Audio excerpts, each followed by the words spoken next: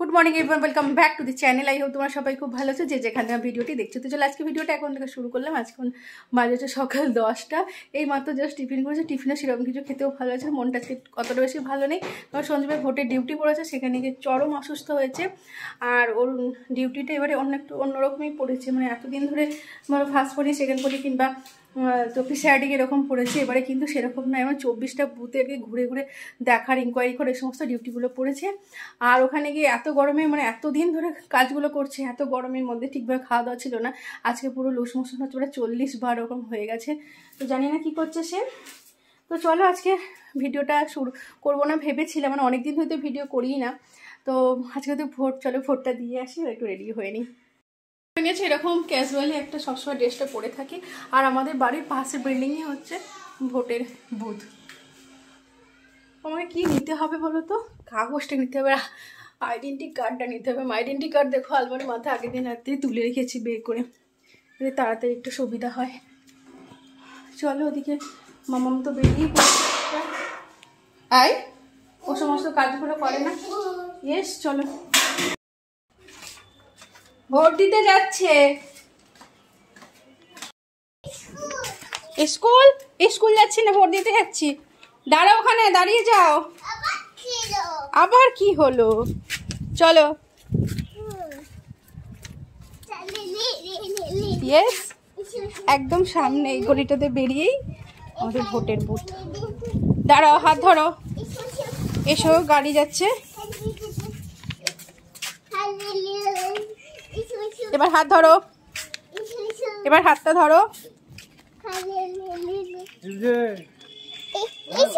এই যে চলে এসেছি আমি বুথে। তো বুথের ভেতরে ফোনটা নিয়ে ঢুকতে হয়তো পারবো না, সেক্ষেত্রে আর ঢুকতেও পারলামও না। তো ভোট দেওয়া হয়ে গেল। খুবই কম লোকজন ছিল, আমি একাই ছিলাম। আরও কয়েকজন ছিলেন যারা লেখালেখি করছিলেন, এই আর কি। শুধু যাওয়ার। বাবা আমি এটা ভোট দিয়েছি। তুমি কোথায় দিয়েছো? দেখো তোমার হাতটা দেখো। তুমিও ভোট দিয়েছো? ওই হাতটা দেখি। ওই হাতেও দিয়েছো? দুটো হাতে দিয়েছো? এত তাড়াতাড়ি হয়ে গেল সেটা মামামের পছন্দ না। ও একটুখানি খেলবে, বাইরে ঘুরবে, এরকমটা ভেবেছে। সেই জন্য কিছুতেই না উপরে উঠতে চাইছে না। আর গরম লাগছে, একটু উপরে যেতে হবে। আজকে একটুখানি গুমোট গরম রয়েছে। তো বাকি কাজগুলো সব কমপ্লিট করলাম। তারপর অনেকটা টাইমে ফাঁকা পেয়েছিলাম। এই সময়তে মামাম গেছে ওর কাকায়ের বাড়িতে। তো আমি এই সময়তে একটু কাজগুলো করে নিচ্ছি। ইস্ত্রি কাজটা যখন ও থাকে না সেই সময়তেই করতে হয়, কারণ গরম তো সেখানে একটু ভয়ও লাগে।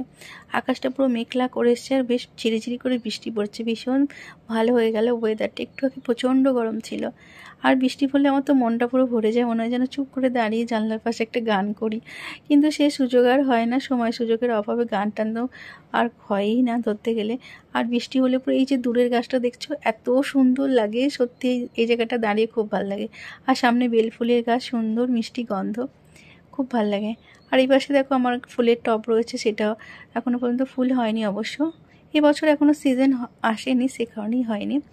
আর এই পাশে কাকার বাড়িতে দেখালাম। আর দেখছো কি সুন্দর বৃষ্টি রয়েছে। বৃষ্টি ভালো ঝমঝমে বেশ কিছুক্ষণ ধরে বৃষ্টি হয়ে যাবে, তারপর ওয়েদারটা ঠান্ডা হয়ে যাবে। এই পরিবেশ, এই ওয়েদারটা কিন্তু খুব ভালো লাগে। কিন্তু কি আর করা যাবে বলো, আমার কথা তো সবটা হবে না। এরকম ওয়েদার থাকবে ভালো লাগে, কিন্তু নিম্নচাপ সৃষ্টি হবে, এই হবে সেই হবে, জল ঝড় হবে, তখন কিন্তু একদম ভালো লাগে না। মনে হয় যেন সারাক্ষণ একদম বোর হয়ে যাচ্ছে। কত কাজকর্ম, কত মানুষের কত কি অসুবিধা সৃষ্টি হয়। যাই হোক, প্রকৃতি চলবে তার প্রকৃতির নিয়মে, এটা বলার কোনো কথাই নয় আমাদের। তো দেখো আমার অপ্রিয় কাজটা কিন্তু আমি কমপ্লিট করে ফেলেছি। কারণ অপ্রিয় কাজ বলতে কি, আমার বড্ড বোর লাগে ইস্ত্রি করতে। তো দামি দামি পোশাকগুলো কিন্তু আমি একদম ঘরে ইস্ত্রি করতে পারিও না, আর করিও না। তুমি এখানে দুলছো, যদি পাইপটা ভেঙে যায় ব্যাস।